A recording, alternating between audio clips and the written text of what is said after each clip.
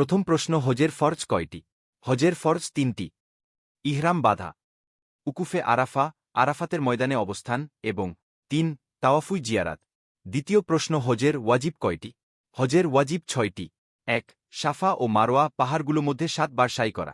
2 ওকুফে মুজদালিফায় 9 জিলহজ অর্থাৎ শুভহে সাদিক থেকে সূর্যোদয় পর্যন্ত এক মুহূর্তের জন্য হলেও অবস্থান করা। 3 মিনায় 3 শয়তান জামারাত সমূহকে পাথর নিক্ষেপ করা। 4 হজে তামাত্তু ও কিবরানকারীরা হজ সমাপনের জন্য দমে শকর করা।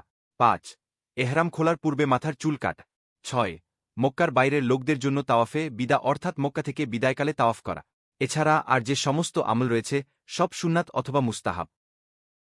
তৃতীয় প্রশ্ন, ইহরাম কি? ইহরাম শব্দটি হারাম শব্দ থেকে এসেছে, যার অর্থ হল কোনো জিনিসকে নিজের ওপর হারাম বা নিষিদ্ধ করে নেয়া। আর এই ইহরামি হজ ও ওমরার প্রথম ফরজ কাজ।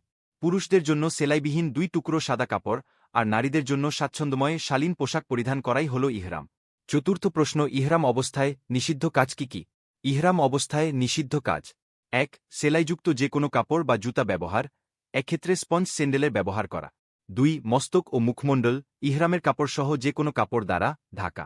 3 পায়ের পিঠ ঢেকে যায় এমন জুতা পরা। 4 চুল কাটা বা ছিঁড়ে ফেলা। 5 নখ কাটা। 6 ঘ্রাণযুক্ত তৈল বা আতর লাগানো। 7 স্ত্রীর সঙ্গে সঙ্গম করা। 8 যেন উত্তেজনামূলক কোনো আচরণ বা কোনো কথা বলা। 9 শিকার করা। 10 ঝগড়া বিবাদ বা যুদ্ধ করা। 11 চুল দাড়িতে চিরুনি বা আঙ্গুলি চালনা করা, যাতে ছিঁড়ার আশঙ্কা থাকে। 12 শরীরে সাবান লাগানো। 13 উকুন, ছাড় পোকা, মশা ও মাছিসহ কোনো জীবজন্তু হত্যা করা বা মারা। 14 কোনো গুনাহের কাজ করা।